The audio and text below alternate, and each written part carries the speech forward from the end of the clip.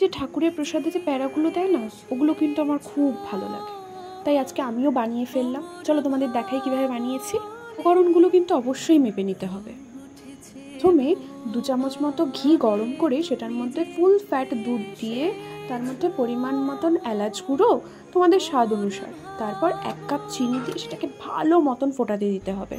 দুধটা ভালো মতন ফুটে এলে সেটার মধ্যে 1 কাপ মতন গুঁড়ো দুধ দিতে হবে। আমি আমুলের 10 টাকার যে প্যাকেটগুলো হয় সেটা 3টে ব্যবহার করেছি। এবার সেটাকে ভালো মতন নাড়তে হবে যাতে লাম্পস না তৈরি হয়। তারপর যখন এরকম মাখা মাখা হয়ে কড়াই থেকে ছেড়ে আসবে তখন সেটাকে ঠান্ডা হওয়ার জন্য একটা আলাদা পাত্রে ঢেলে নিতে হবে। এই মিশ্রণটা একটু ঠান্ডা হয়ে এলে হাতে একটু ঘি নিয়ে একটা শেপ তৈরি করে নিতে হবে। আমি কিন্তু পেড়ার মতনই শেপ দিয়েছি, দেখতে খুবই সুন্দর লাগে। তারপর তোমরা তোমাদের ইচ্ছে মতন গার্নিশিং করে নিও, তাহলেই রেডি এই মিষ্টি মিষ্টি সুন্দর পেড়া। Thank you.